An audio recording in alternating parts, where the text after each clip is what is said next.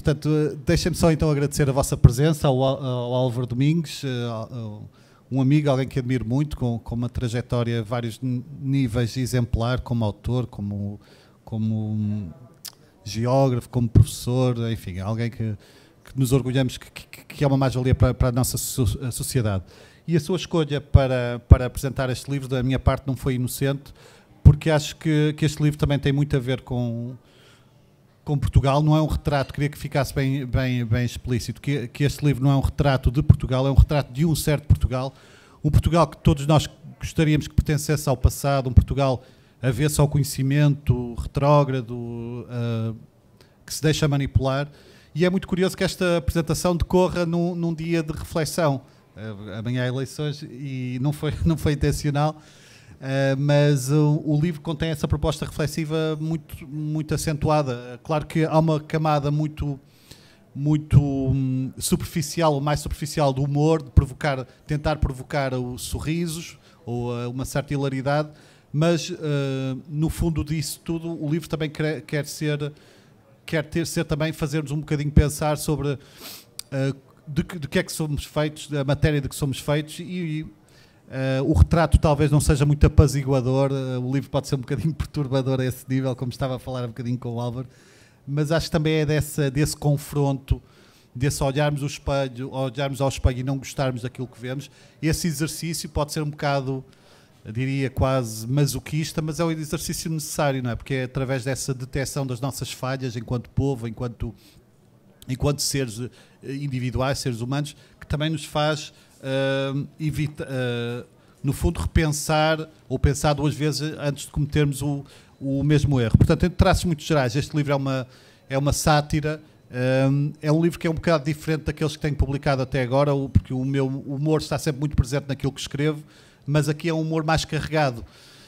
Geralmente gosto mais que os meus livros sejam de uma espécie de ironia, algo mais subtil, mas neste caso em concreto tentei de forma intencional carregar esse humor através da sátira, para provocar no fundo esse lado desconfortável que varia de acordo com a leitura. Portanto, essas são as premissas da história, que é protagonizada por um povo fictício chamado Besugos, contém algo de nós, mas que no fundo também quer que nós, a minha ideia é que todos nós, ao lermos, os que lerem o livro, se sintam também um bocadinho que se revejam naquilo que lá está, porque todos nós, eu próprio, há muita autocrítica, eu não me coloquei do alto da cátedra a apontar os defeitos de todos nós enquanto portugueses. Eu próprio estou lá revisto, todos nós, a determinada altura da nossa vida, somos besugos, não é? Ou seja,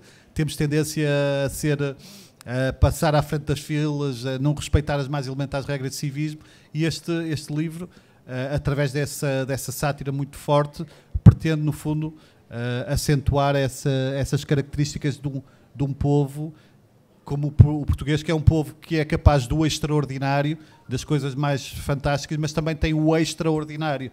E, portanto, nós oscilamos sempre entre o magnífico e o objeto, e acho que isso também, sociologicamente, faz de nós, portugueses, um povo muito interessante. Portanto, acho que estão lançadas um bocadinho as bases para esta conversa, e estou certo que o Álvaro poderá trazer mais valias para a nossa conversa. Álvaro, se quiseres só... Está ligado? Pronto, isto está tudo combinado, já se viu, não é? Ele já disse que éramos amigos, que é verdade, que nos admiramos mutuamente, portanto não vamos dizer mal um do outro. Obrigado por este convite, desde logo que muito me honra e me desafia. Eu estava há bocado, a título de desculpa, falando ao Sérgio as circunstâncias em que este livro me caiu nas mãos, ainda em versão PDF. Portanto, caiu-me das mãos em pleno início do ano letivo, com estas confusões, se as aulas são presenciais, se é Zoom, como é que se vai reorganizar o trabalho, etc.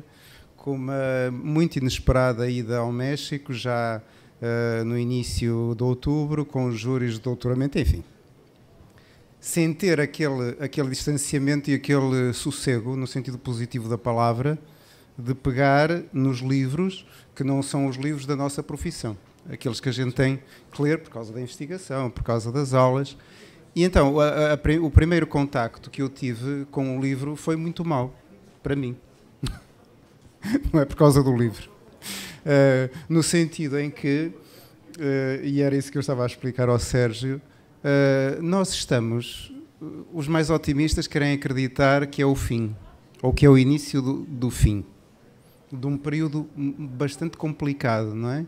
Cujo último episódio foi o Covid e todos estes tempos, estes 2 anos, em que a vida deu tantas voltas, aconteceram tantas coisas trágicas, tivemos que repensar imensa coisa.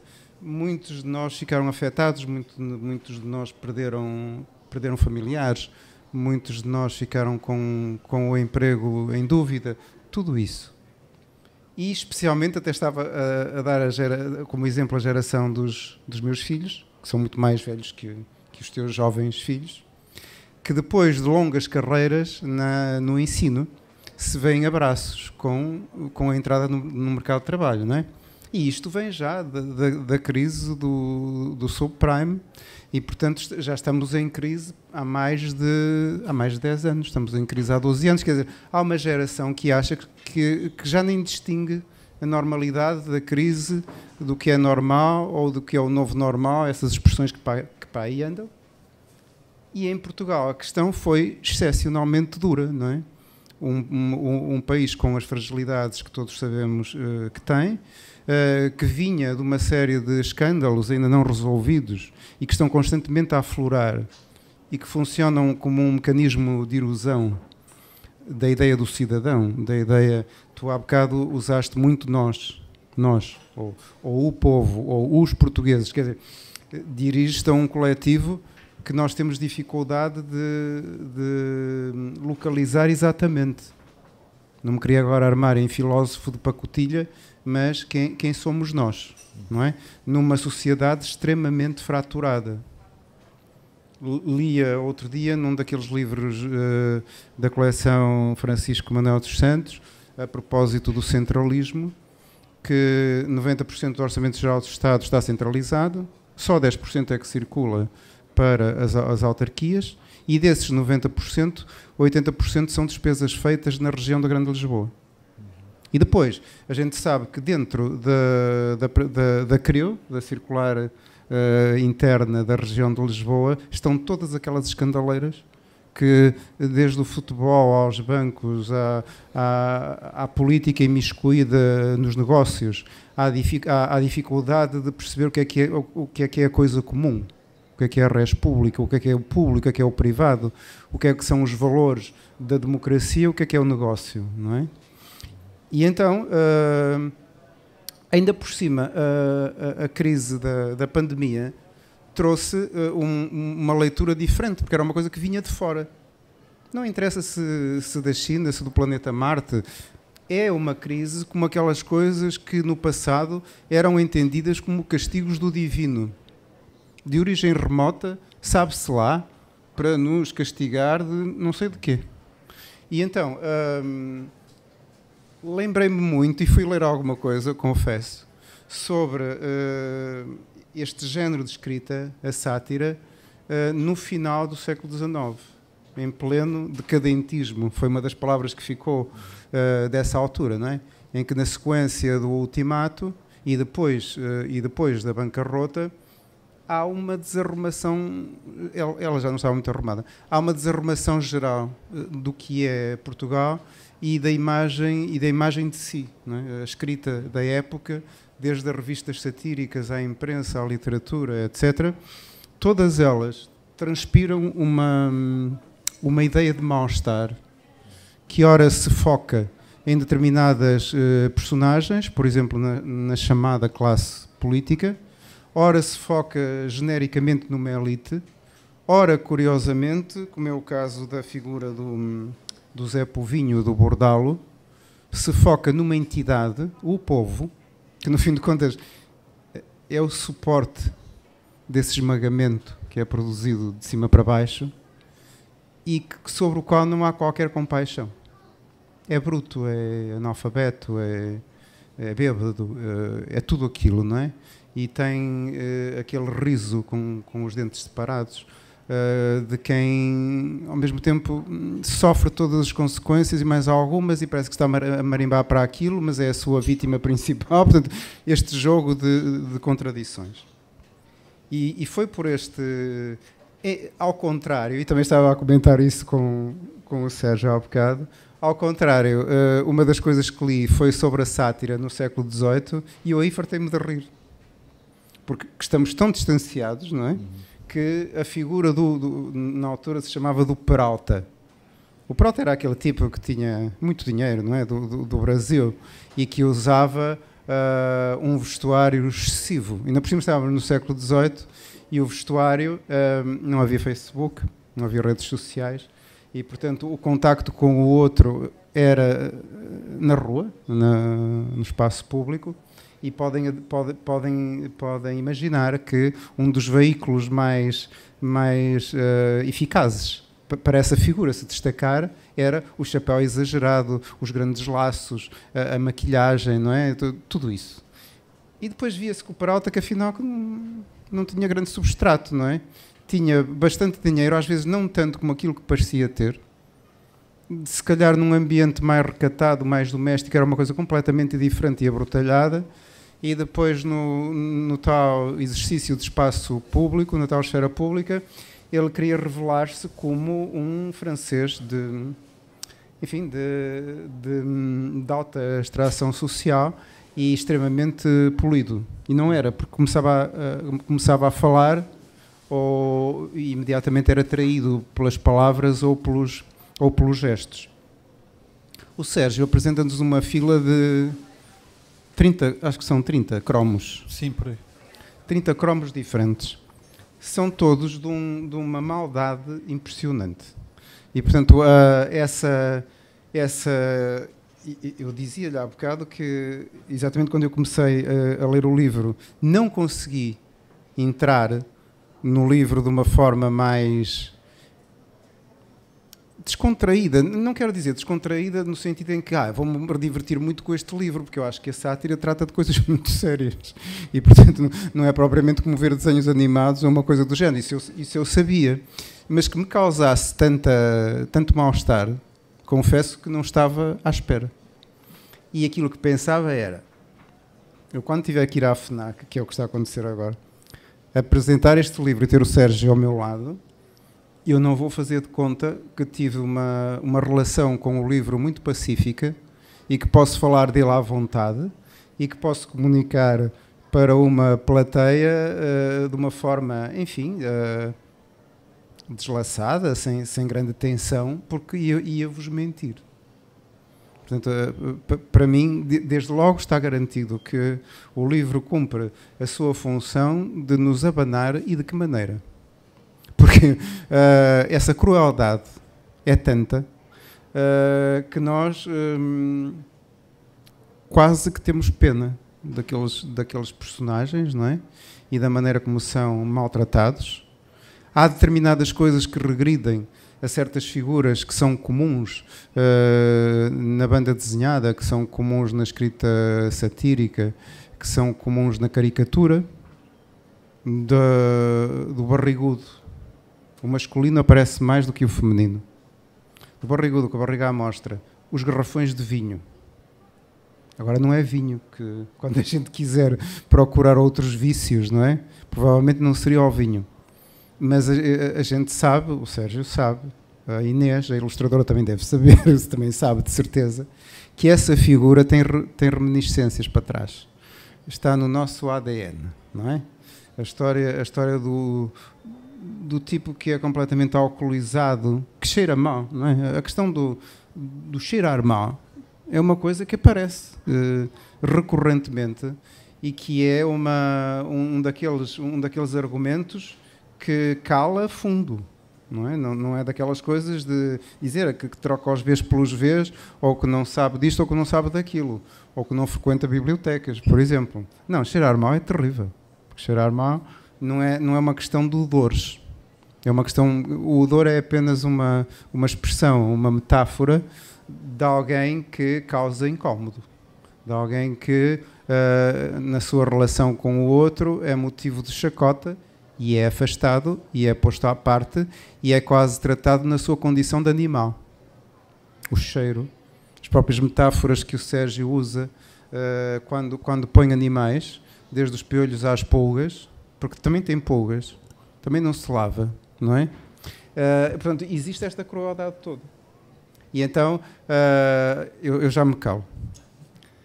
A pergunta que eu quero fazer ao Sérgio, que é para nos ajudar, pelo menos nesta tecla que eu estou a usar, é quais foram as circunstâncias, não é? que soltaram esta fúria de personagens, que é para não sairmos daqui com, enfim, um bocado deprimidos, porque a sátira também produz isso, atenção.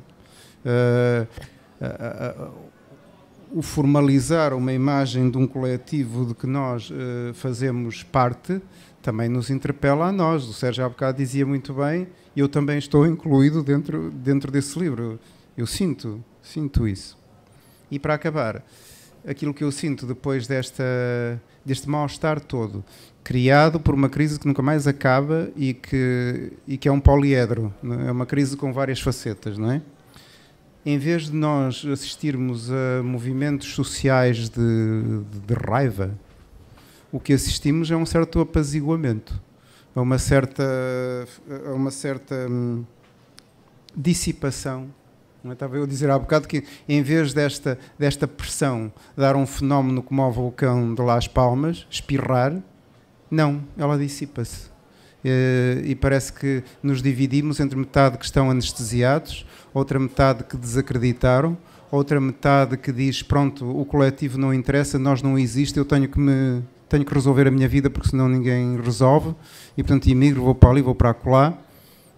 E nas vésperas de umas eleições dizer isto é complicado. Portanto, há uma certa sensação de anomia, de não sabermos muito bem como fazer o recorte dos personagens, por onde passam os conflitos, por uma enormíssima desconfiança face à coisa pública, face à governação, face a entidades que não são nacionais, a União Europeia, etc. E depois, de repente, temos uns momentos histriónicos. Porque vem uma bazuca, porque não sei o quê. E isto não é muito saudável, não é? A sátira põe o dedo na ferida. E embora aparentemente seja cómica, essa comicidade é tal que nos produz esses abanões. Portanto, Sérgio, o que é que te fez saltar a tampa? A tua leitura, Álvaro, foi muito rica e é recompensador para um autor saber, porque que um leitor não ficou apenas pela rama, não é? Porque um dos meus receios ao escrever o livro é que as pessoas ficassem apenas pela parte mais superficial, de achar apenas muita piada aos traços cómicos ou muito acentuados. Mas a tua leitura foi bastante inteligente, porque fico satisfeito por ser mauzinho, por ter causado esse desconforto todo, mas eu próprio senti, porque geralmente os livros nascem sempre de uma espécie de clarão interior, ou seja, um autor tem uma ideia que depois um livro nasce sempre do binómio inspiração/transpiração. Há sempre o gatilho inicial e depois é resultado, a escrita do livro é resultado sempre de uma labuta contínua.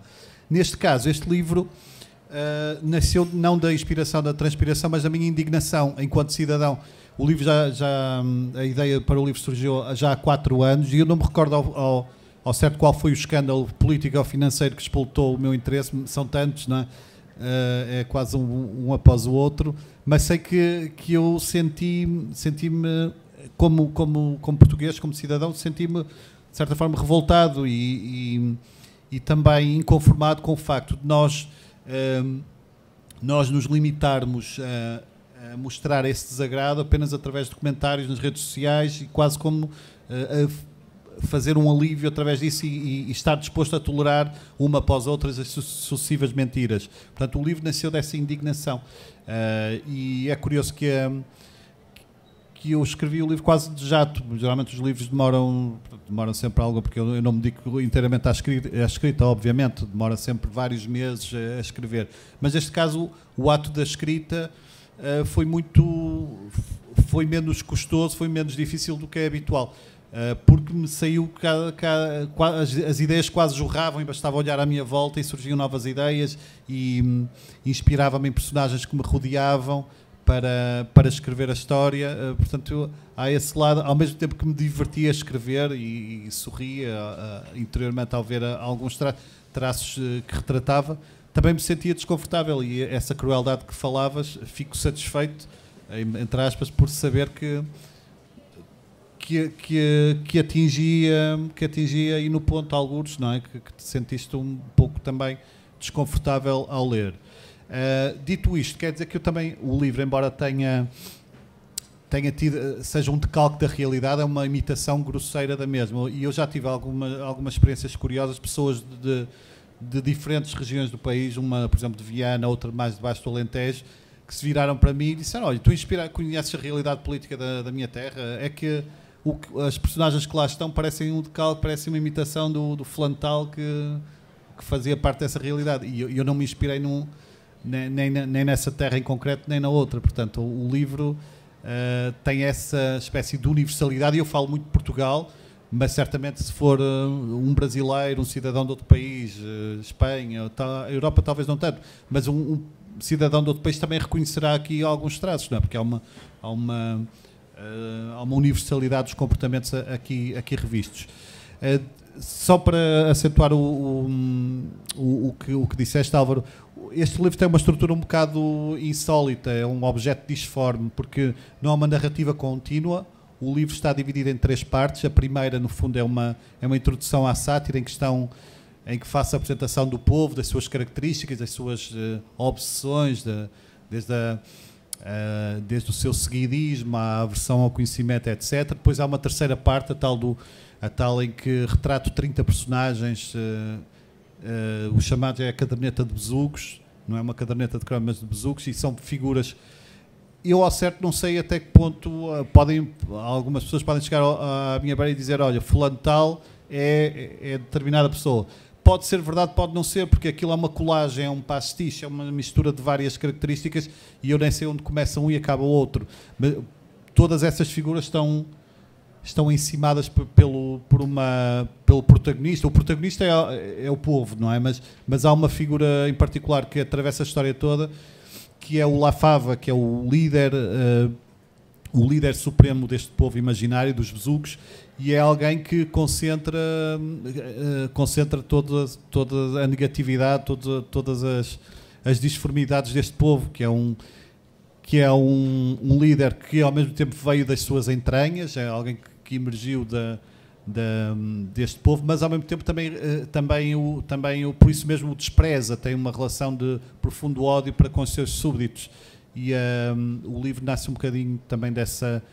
A história gira muito em torno do Lafava, que há ali muito de Salazar, mas também há do pequeno autarca, do déspota, do tiranete, e a relação que os besugos mantêm com ele, este povo imaginário, também é quase até aos microambientes dos locais de trabalho, por exemplo. Sim, então os pequenos déspotas, claro que sim. Sim, são lógicas do sistema do Exatamente. Sistema do poder.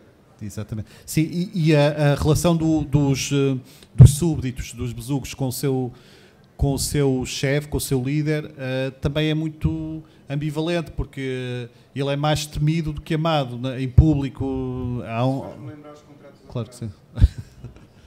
Sim. Sim, não é? Tu não tens um campo, tu não tens Isto é um dos dramas, não é? Basta ver a percentagem da prestação de trabalho por contratos precários ou recibo verde e tal. Isto desequilibra completamente as relações interpessoais nos locais de trabalho. Portanto, essa chantagem, ao mesmo tempo chamado lambotas, e a maldicência, vivem lado a lado e alimentam-se uma da outra. Eu fiquei espantado, por exemplo, em dar conta que o segundo cromo é cineasta. Sim. Que é uma figura que não é propriamente a primeira coisa que nos lembraríamos logo à partida para falar de Portugal. Sim, porque também a cultura, e como sendo alguém, como também tendo uma paixão particular pela cultura, a cultura nisso é culpada, os intervenientes da cultura, porque também mantém uma relação muito esquiva com o poder político, não é? Porque os políticos usam a cultura, só se lembram da cultura nas campanhas, para usar na lapela, fica sempre bem, e os próprios políticos, não, os próprios... o próprio pessoal da cultura, sejam escritores, atores, etc., dizem desprezar os políticos, mas também estão sempre lá no beijamão e, portanto, têm uma relação. E há aqui nesses 30 cromos há alguns que se pertencem à esfera cultural. Portanto... O que é cineasta? O que é que o homem... Não fiquei a pensar nisso, é? Até porque, em algumas passagens da caracterização, vêm coisas que... Há uns tempos, não há muito tempo, era comum dizer-se acerca do cinema de Manuel de Oliveira, por exemplo. Textualmente, já não sei se está escrito assim, que depois iam para a sala do cinema dormir. Não é? Sim, sim. Tu dizes isso. Mas ao mesmo tempo há uma parte que não tem nada a ver com Manuel de Oliveira, que é o cineasta ser ao mesmo tempo da propaganda do regime.